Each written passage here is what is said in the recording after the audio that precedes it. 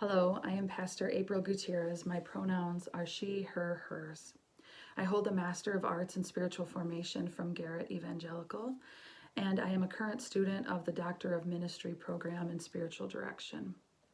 My focus of my project and research is Sabbath rest as resistance for Latinx young adults. In addition to ministry as a chaplain in higher education, I also currently am working with the Michigan Conference to create a strategic plan for Latinx ministry. Since beginning to practice social distancing, I have been thinking about the first sermon I gave in my new appointment on Luke chapter 18, which focuses on prayer. In this parable, the woman is one who prays for others, who is an advocate, and one who intercedes.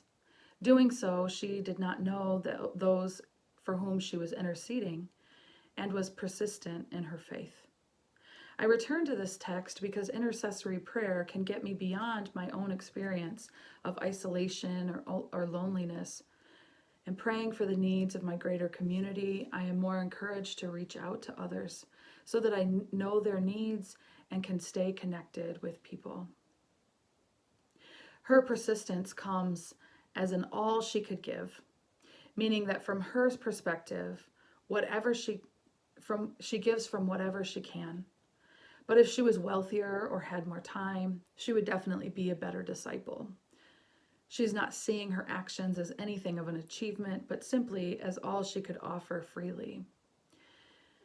Her gift also being that she kept at it, that she's persistent. She keeps asking over and over the judge. She is unrelentlessly faithful.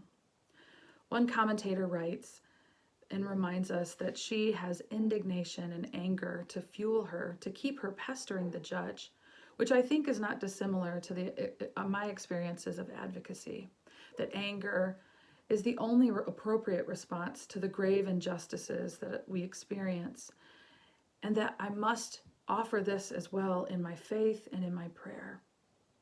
In scriptures, we see over and again this being the fuel that keeps people asking, staying in relationship with God, and trusting that there is something more. Earlier this month, there were articles from New York that revealed the data that 34% of COVID-19 deaths in the city are Latinos, and another stating that if you are Black or Latino in the United States, you are twice as likely to die from COVID-19. Additionally, Pew Research surveyed Latino Democrats, and they said overwhelmingly the coronavirus poses a major threat to their health, personal financial situation, and day-to-day lives in their community, far beyond Democrats overall. Witnessing and experiencing injustice makes us angry, and it should make us indignant. These are appropriate responses. And when we allow ourselves the vastness of our emotional experience, this can be a space to call to God with whatever we have and be boldly persistent. Who are you praying for? What makes you angry? Are you praying about it? Often we want to only identify with the widow and take heart in persistence of faith, but this would be an incomplete experience of this text. How are we the indifferent judge? One commentator writes that the widow wearing out the judge in the Greek is a boxing term, meaning the judge is concerned that if he does not honor her request, he will receive a black eye. He is not literally concerned that he might get punched in the face, but rather that she has the capacity to slander his name or to embarrass him. Mercy is extended to save face, meaning even an unjust judge does justice sometimes. So how much more will God do for you? In what ways are we motivated as an unjust judge by saving face more than truly hoping for justice in our actions? In Cuomo's press conference on Friday, April 24th, he said, "It's easy to be nice and kind and affable when everything's easy. But when the pressure is on," he goes on to say, "you just see the best and the worst of humanity. It just comes up to the surface on both sides. Everything gets elevated. the strength in people and the weakness in people, the beauty in people and the ugliness in people. You see both. For me, the beauty you see and the strength that you see compensates and balances for the weakness.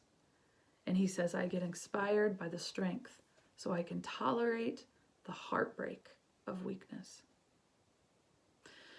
You see, friends, faith does not insulate us from the turmoil of human living. Hope does not always come easy. Yet praying persistently, I find is part of the struggle of faith. That is giving me hope. That is keeping me connected. That is keeping me centered on who God calls me to be and to be for others. Who needs your intercessory prayer? What tugs at you for justice?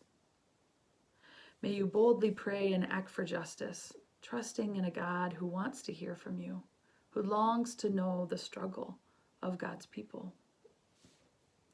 To close, I invite you to pray with me a prayer of lament I wrote a few years ago for my Christology class with Dr. Joe. I wrote it for my son, and it's entitled, Raising My Son Amid Missing Brown and Black Bodies in Chicago. Will you pray with me? Loving companion, to you I plea, take heed my voice, to your saving justice I cling. Bring rest to the weary, and may my prayer rise to you like incense. We remember your prophet Micah's words.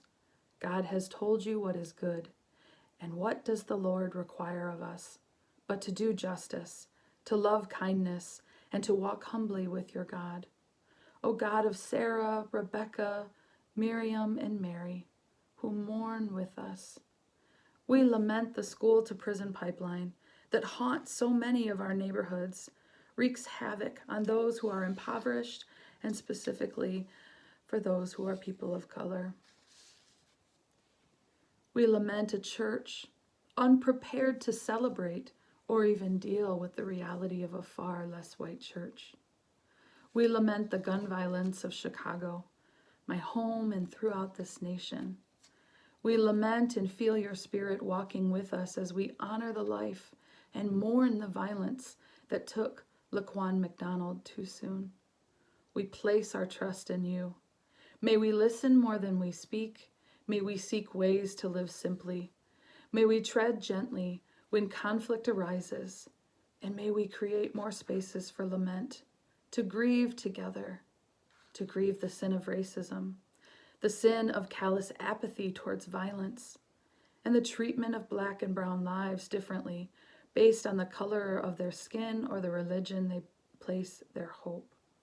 Bless these your servants who have departed this life, and bring comfort and abiding peace to their families. Amen. Peace be with you.